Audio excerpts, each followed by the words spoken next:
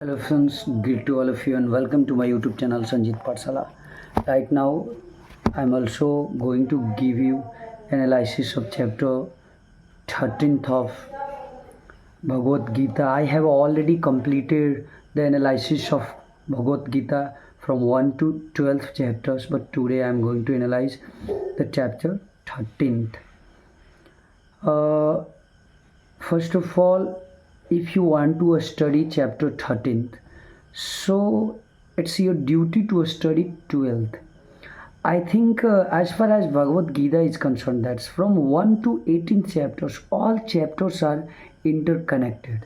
So personally, it's my experience that if you want to study any chapters of this book, either one or 18th or 17 chapters, only a single chapter, so it's a very big difficulties you shall have to face. So it's a important for you all that first of all try to study serially from 1 to 18th. It will be beneficial to all of you. So let's start the chapter 13th analysis. Chapter 13th is a deeply philosophical chapter of Bhagavad Gita. It explains the difference between the body and the soul, matter, consciousness, and the temporary world and the eternal self. Its name is uh, Kshetrajan Vibhaga Yoga. I think here a question is that what is Kshetra? It is called in English that what is field? Kshetra means the field. Here a field refers to the body and material world. Remember, the body includes the five elements: earth, water, fire, air and space. The mind, the intellect, the ego, the senses, the desires, emotions, pleasures, pain.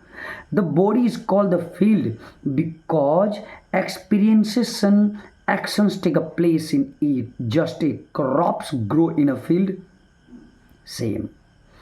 Simple examples: your body is like a vehicle, while the soul is the travelers using the vehicles. What is Shatrajana? The knower of the field. Here, what is the knower of the field, guys? The body changes continuously. Childhood becomes youth, youth becomes old age, and the body becomes a weak and eventually dies. What a nice, I think, materials from these chapters. But a consciousness that's absorbed these changes is different from the body. This conscious principle is the self, soul, Atman. Important ideas. You have a body, but you are not merely the body. The body is something we can absorb. The one who absorbs the body, thoughts, and emotions is the knower.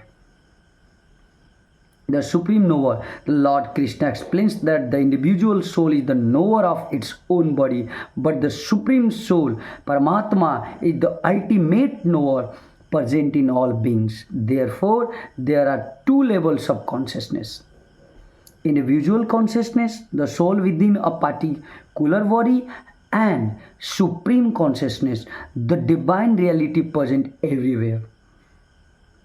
This idea teaches the unity of all living beings. The true knowledge. What does it mean? A very important teaching of chapter 13 is that the knowledge is not a simply collecting information. Krishna describes qualities that represent true knowledge: humility, absence of pride, non-violence, forgiveness, simplicity, service to the teacher, purity, self-control, detachment, understanding the temporary nature of life, freedom from excessive attachment, devotion to God, solitude and self-reflections, understanding the difference between the body and the soul. Powerful lesson. A person may know many books, but if they have no humility, compassion, or self control, their knowledge is incomplete. The object of knowledge It means Brahman.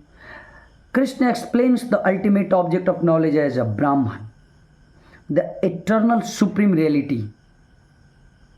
The Brahma is beginless, beyond ordinary material qualities, present everywhere, the source of all existence, beyond the limitation of the body. The divine is both within everything and beyond everything. This is the central idea of Indian philosophy. The ultimate truth is not limited to one form or one place. Prakriti and Purusha. This is one of the most important philosophical teaching of chapter 13th. Prakriti, nature, matter. Prakriti includes the body, mind, senses, material world. Three gunas, sattva, rajas and tamas.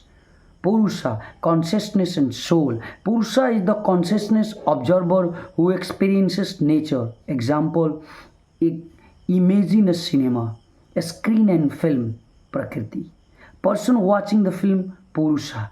The body and world changes like a sense is a film, but a consciousness is the witness. How bondage happens? According to Krishna, the soul becomes a bound when it identifies itself within material nature. For example, a person thinks, I am only this body, I am my wealth, I am my position, I am my success, I am my failure. This attachment creates a desire, action, attachments, karma, rebirth. The soul becomes trapped in the cycle of material experiences. How liberation happens? Liberation comes through the correct understanding. I am the eternal conscious self, not merely the temporary body. A person who understands this develops detachment, peace, self-control, and equality, compassion, freedom from excessive fear. This does not mean that we should neglect the body. It means we should understand its proper place. The most important lesson of chapter 13, the central teaching can be summarized as know the body, know the mind, know the nature, but also know the knower who is beyond them. The body changes, emotions change, thoughts change, circumstances change, but the witnessing consciousness remains the deeper reality of our existence. A motivational lesson for life. When you experience failure, remember this situation is a sensing. It is not my complete identity. When you experience success, remember success is also a temporary. I should remain humble. When you experience negative thoughts, remember, I can observe my thoughts. Therefore, I am a deeper than my thoughts. This understanding gives inner strength. At last, I also want to say the beautiful conclusion of this chapter is the chapter 13 teaches us to move from I am the body to I am the conscious self.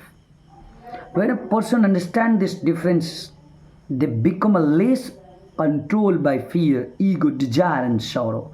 They begin to see the same divine presence in all living beings.